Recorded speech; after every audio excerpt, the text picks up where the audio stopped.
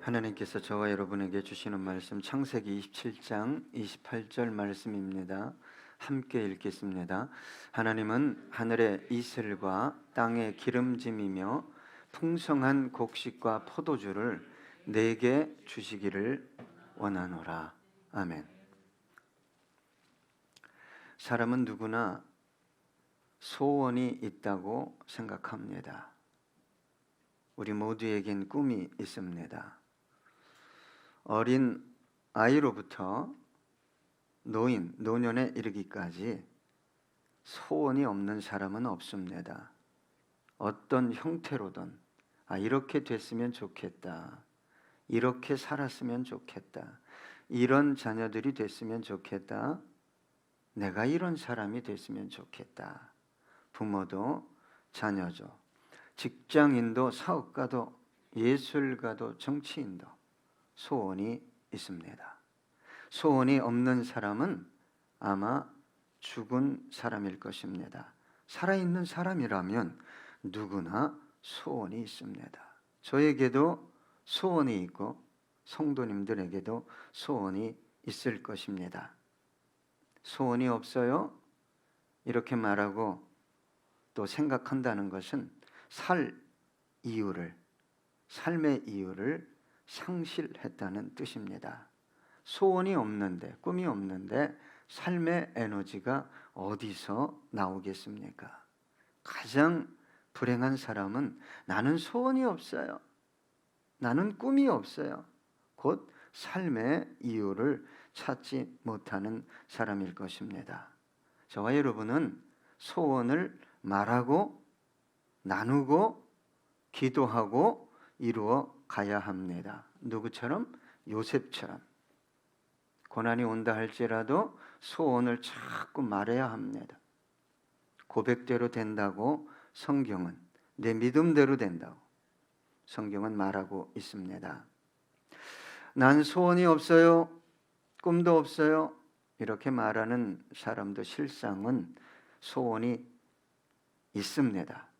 자신이 이룰 수 없는 소원, 노력했지만 이루어지지 않은 소원이었기 때문에 그렇게 말하는 것일 뿐입니다. 하나님도 저와 여러분에게 소원을 주십니다. 그리고 그 소원을 이루어 가시는 분이라고 성경은 말하고 있습니다. 여러분, 저와 여러분을 향한 하나님의 소원은 무엇일까요? 오늘 본문을 배경으로 말하면 하나님의 소원은 저와 여러분의 삶이 풍성해지는 것입니다. 흘러 넘치는 것입니다. 하나님은 부족한 것이 전혀 없는 분이십니다. 에덴 동산에서부터 지금까지 풍성한 모든 것을 우리에게 주셨습니다. 당신의 자녀들을 향한 하나님의 소원은 더욱 그럴 것입니다. 하나님께서 창조한 세상은 하나님의 풍성한 은혜와 능력과 영광을 담고 있습니다. 어디를 보아도 아름답고 풍성합니다. 다만 인간들의 욕심, 탐욕, 욕망, 죄악 때문에 가난과 저주와 불행이 삶의 도처에 난무할 뿐입니다. 상위 1%가 하위 50%가 가진 부보다 더 많은 부를 소유하고 있다고 합니다. 왜 세상이 이렇게 힘들까요? 왜 이렇게 고통스러울까요? 나누지 않기 때문입니다. 여러분, 우리나라는 백신이 남아서 맞으라고 해도 걱정돼서 안 맞는 실정이지만 아프리카는 2%가 넘지 않습니다. 여러분, 그러니까 코로나 바이러스가 계속 변이를 일으키는 진원지가 앞으로 어디가 될 것이라고 예상하고 있냐? 아프리카다. 그게 또 어디로 와요? 이렇게 백신을 많이 맞은 소유하고 있는 나라로 들어오게 되는 것입니다. 하나님은 생육하고 번성하여 땅에 충만하라고 말씀하셨습니다.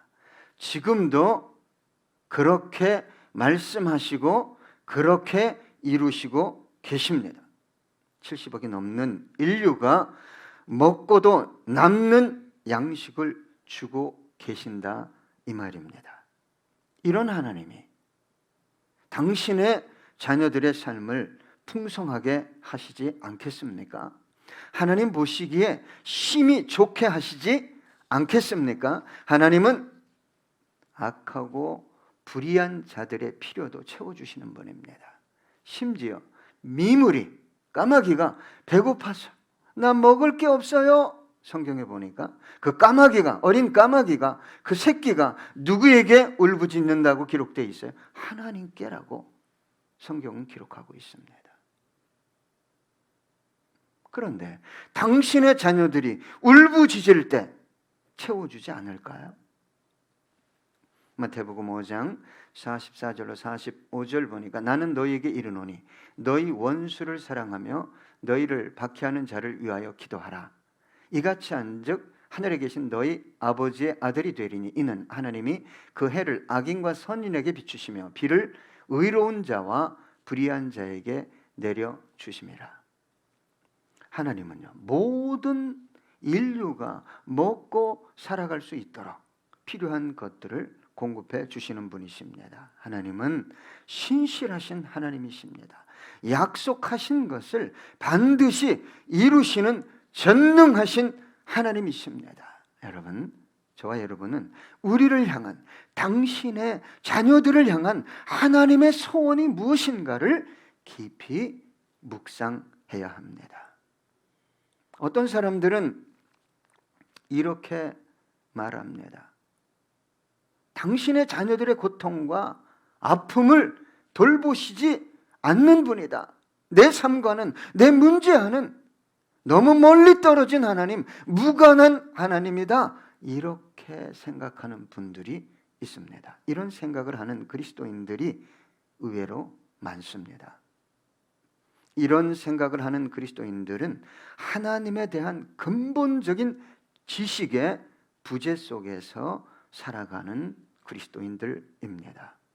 여러분, 성경에 보면 하나님의 백성들이 망하는 이유는 가난이나 무능 때문에 망하는 법이 없습니다. 성경을 잘 살펴보면 하나님에 대한 바른 지식의 부재 때문에 망하게 되는 것입니다. 이 말은 지식이 잘못됐기 때문에 믿음도 잘못되는 것입니다. 바른 믿음을 소유하지 못했기 때문에 성경은 하나님의 백성들이 망한다라고 강조하고 있습니다. 호세아 4장 6절입니다. 내 백성이 지식이 없으므로 망하는도다. 내가 지식을 버렸으니 나도 너를 버려 내 제사장이 되지 못하게 할 것이요 내가 내 하나님의 율법을 잊었으니 나도 내 자녀들을 잊어버리리라. 여러분, 모세가 위대한 지도자요 선지자였습니다. 하나님으로부터 율법을 직접 받은 사람입니다. 하나님과 대면한 사람입니다. 하나님과 깊이 친구처럼 교제한 사람입니다. 그럼에도 불구하고 이스라엘 백성들이 광야에서 고기가 없어서 고기를 내놓으라고 하나님을 원망하고 모세를 원망할 때 하나님 앞에서 큰 실수를 하게 됩니다. 민수기 11장 21절로 22절 보니까 모세가 이르되 나와 함께 있는 이 백성의 보행자가 60만 명이 온대 주의 말씀이 한 달 동안 고기를 주어 먹게 하겠다 하시오니 그들을 위하여 양떼와 소떼를 잡은들 조카오며 바다의 모든 고기를 모은들 조카오리이까. 여러분, 모세만큼 우리는 하나님을 깊이 만날 수도 교제할 수도 없습니다. 그럼에도 불구하고 모세는 인간에게 하나님에 대한 지식의 한계 속에서 살아갔어요. 여러분, 저와 여러분이 아무리 노력해도 모세만큼 하나님 만날 수 없어요.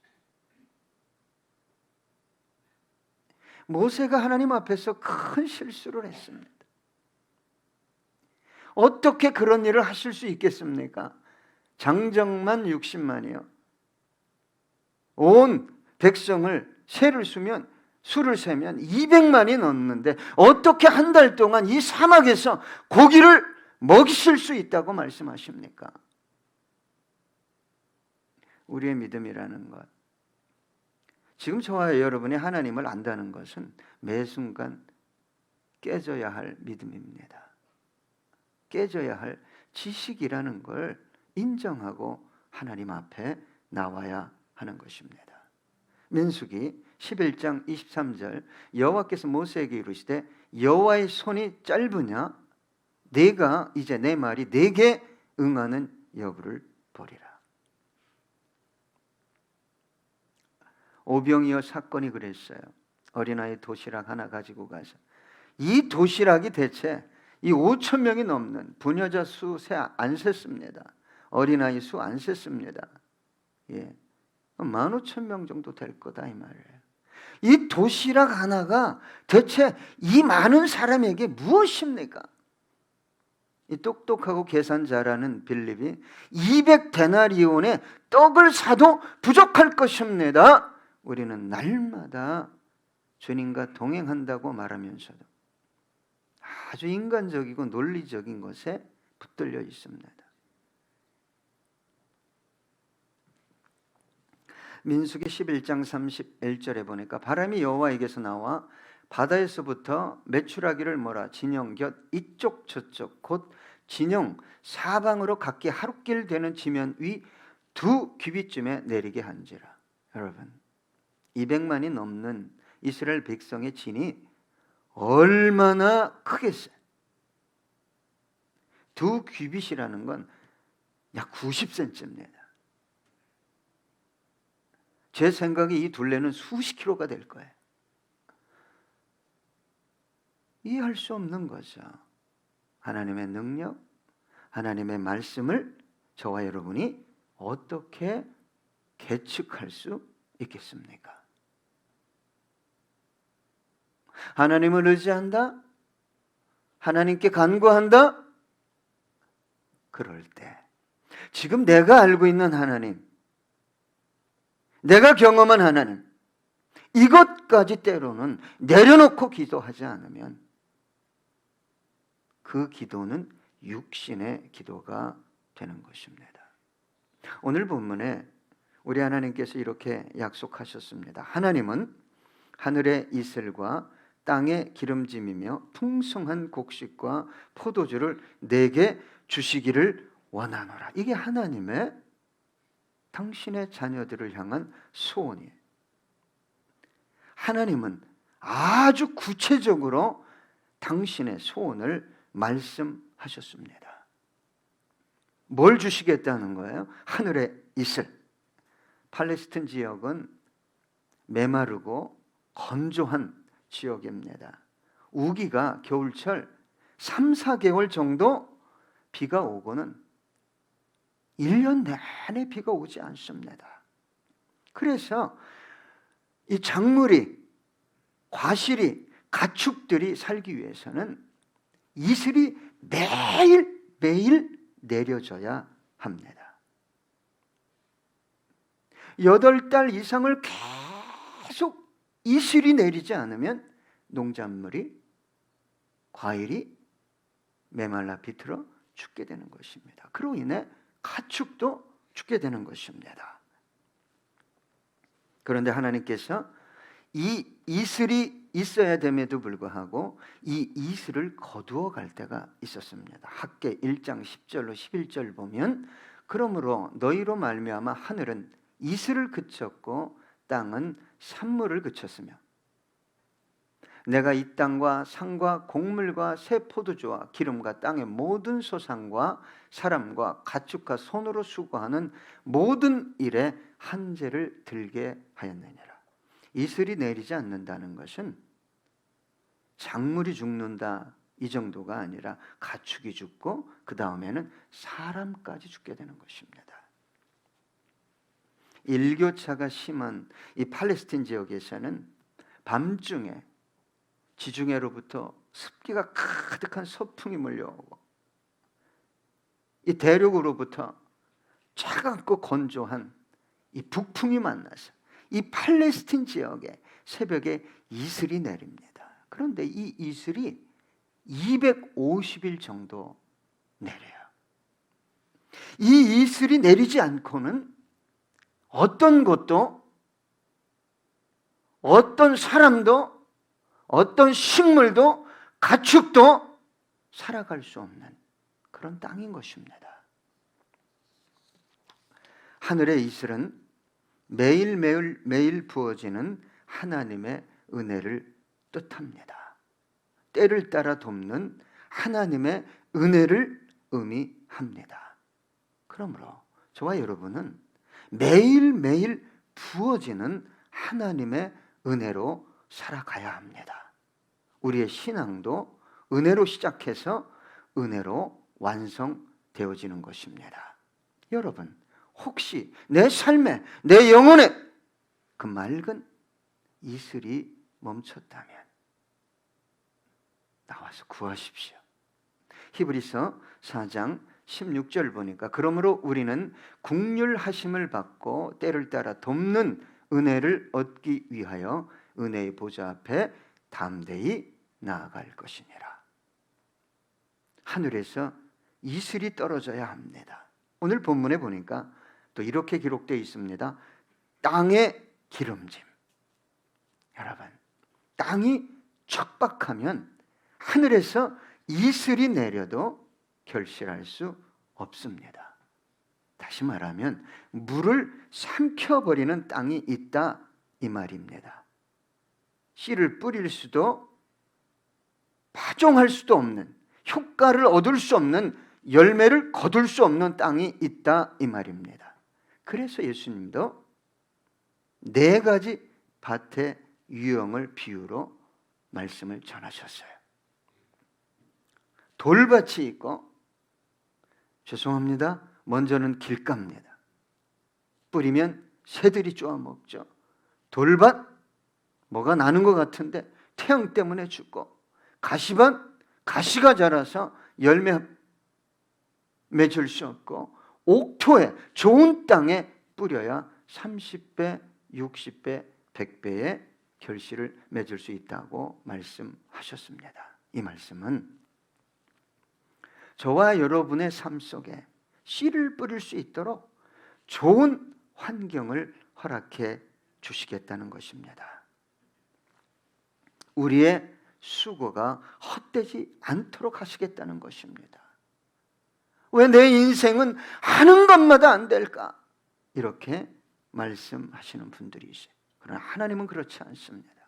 신명기 28장 12절에 보니까 여호와께서 너를 위하여 하늘의 아름다운 보고를 여시사 내 땅에 때를 따라 비를 내리시고 내 손으로 하는 모든 일에 복을 주시리니 내가 많은 민족에게 꾸어줄지라도 너는 꾸지 아니할 것이요. 그 결과 하나님은 저와 여러분에게 풍성한 곡식과 포도주를 주시겠다고 말씀하셨습니다. 하나님은 풍성하게 주시는 분이십니다. 차고 넘치게 흔들어서 더 이상 담을 수 없도록 부어 주시는 분입니다. 하나님은 모자라게 주시는 분이 아닙니다. 쓰고도 나누고도 드리고도 남는 그런 삶을 하나님은 원하신다 이 말이에요. 이것은 저와 여러분의 소원이 아니라 저와 여러분을 자녀 삼으신 하나님의 소원입니다. 다윗처럼 고난이 많은 인생이 없었어요. 그러나 다윗의 삶에는 놀라운 하나님의 풍성함이 흘러 넘쳤습니다. 성경은 이렇게 말하고 있습니다. 역대상 22장 14절에 보니까 내가 환난 중에 여호와의 성전을 위하여 금 10만 달란트와 은 100만 달란트와 녹과 철을 그 무게를 달 수 없을 만큼 심히 많이 준비하였고 또 제목과 돌을 준비하였으나 너는 더할 것이며. 여러분, 금이 한 달란트가 약 43kg입니다. 10만은 계산할 수 없는 돈입니다.